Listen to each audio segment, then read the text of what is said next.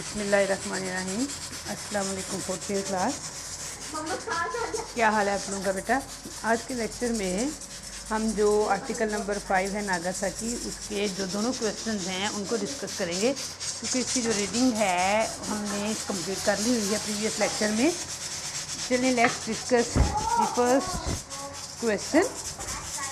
Okay जी, question number 1 है give a graphic destruction, के डिटेल जो डिस्ट्रक्शन है वो बताएं कॉज्ड बाय बॉम्ब ब्लास्ट।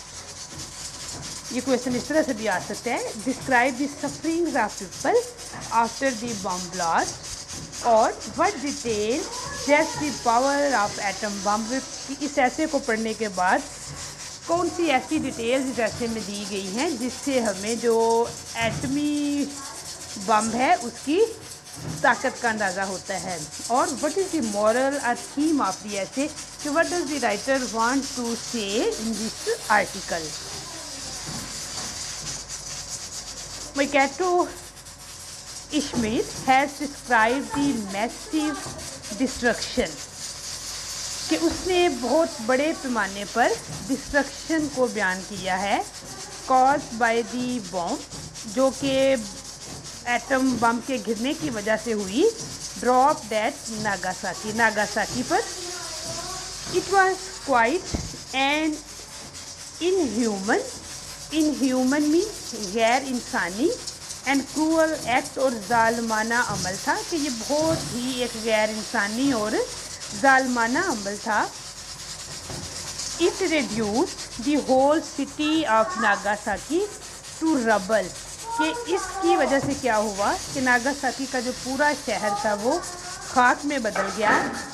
ही सा डेड बॉडीज एवरीवेयर, कि राइटर क्योंकि उस टाइम था सर्वाइवर्स में से एक था, तो उससे हर जगह पर डेड बॉडीज़ को देखा। The people were in rags, के लोगों के कपड़े फट गए थे, and shreds of their skin were hanging from their bodies.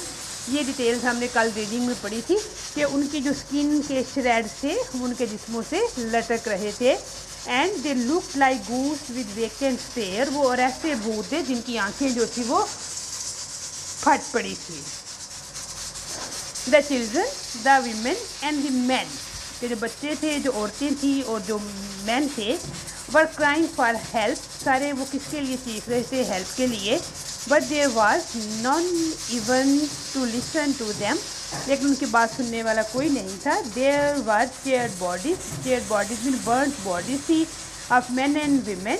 There was dead bodies of animals and birds, even birds और एनिमल्स जो थे they died due to atomic attack. Even the concrete building were given a miserable picture, के जो concrete building थी वो भी miserable picture पेश कर रही थी।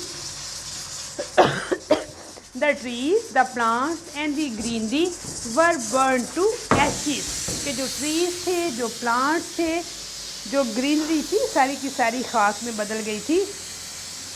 The green mountains had change to bald mountains, के जो सरसब्ज पहाड़ थे वो बंजर पहाड़ों में चेंज हो गए।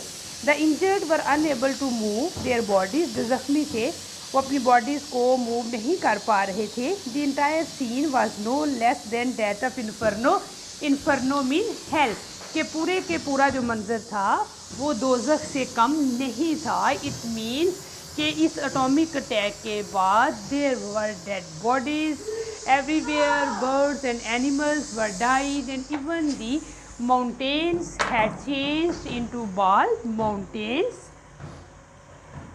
The corpses were too many to be buried. Corpse कि जो डेड बॉडीज़ थी वो इतनी ज़्यादा थी कि उनको बरी करना मुश्किल हो रहा था। The city look like hell, पूरा शहर दोज़ख की तरह दिखाई दे रहा था। The writer remarks on this destruction, कि राइटर जो है इस तबाही पर रिमार्क्स देता है।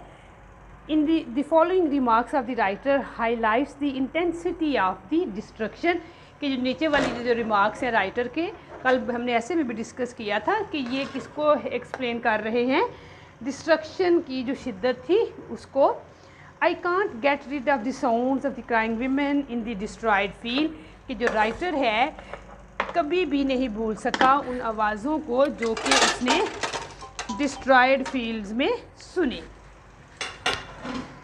The bomb blast smashed everything, हर चीज़ ख़त्म हो गई। Therefore the writer was sure as he says the people of the two cities of Japan pass through the most cruel period of their lives, कि उनकी ज़िंदगियों का सबसे जो बुरा पीरियड था उसमें से वो गुजर रहे थे।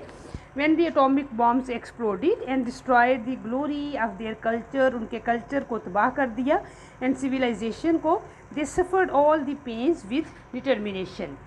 In short, the Japanese faced the inhuman and ruthless treatment of the Americans with great patience, उन्होंने बड़े सब्र से टॉलरेट किया। They didn't lose their hearts, उन्होंने अपनी हिम्मत नहीं हारी। They worked with patience and honor, now they have become a strong economic power in the world. The writer is quite justified in saying, writer बिल्कुल ठीक है जब वो कहता है that mankind should renounce the use of nuclear weapons. Okay जी, fourth year, ये आपका क्वेश्चन नंबर 1 है, इसको आपने लर्न करना है। Let's discuss the question number 2. Never again should these terrible nuclear weapons be used, no matter what happens. Of the essay explains it. How does the writer comment upon the use of nuclear weapons? What is the theme, moral lesson, etc. The writer reveals his political insight. Writer अपनी political insight को reveal करता है ये कहकर that 9th August 1945 was the day of destruction for humanity and peace. कि इंसानियत के लिए और अमन के लिए वो एक तबाही का दिन था।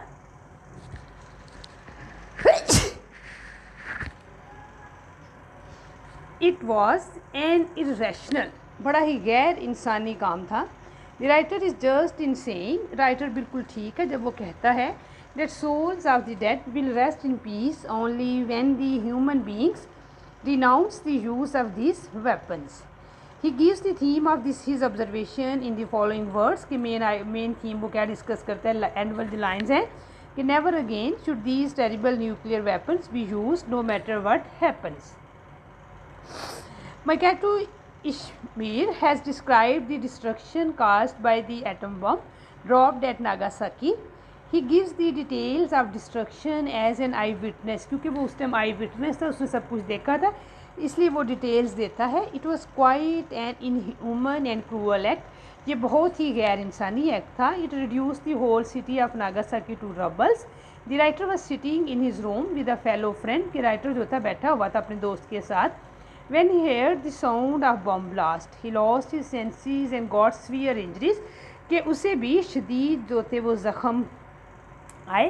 When he came to senses, he saw massive mean huge destruction. He saw dead bodies everywhere.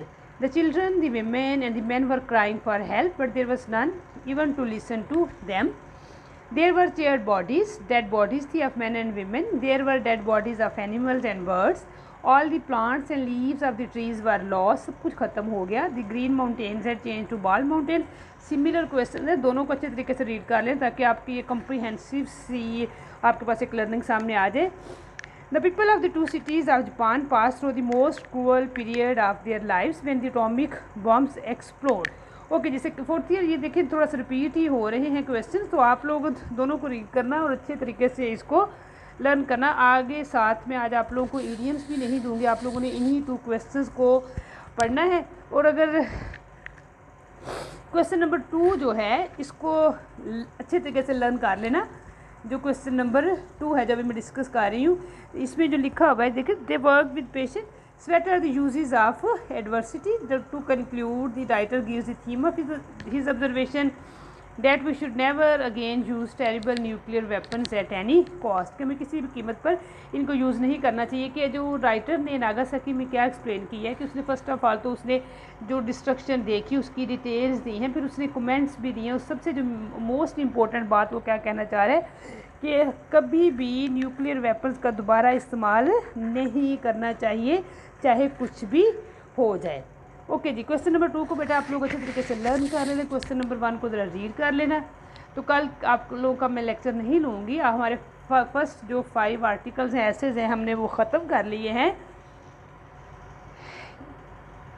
तो हम लोग सैटरडे को तुम लोगों का लेक्चर, आज कल का तुम लोगों को मैं ऑफ दूँगी ताकि तुम लोग ये जो नागासाकी है इसको अच्छे तरीके से तैयार कर सको। सैटरडे को इंशाल्लाह ताला will start the article number 6 walking on the moon. Okay जी, अल्लाह हाफिज़।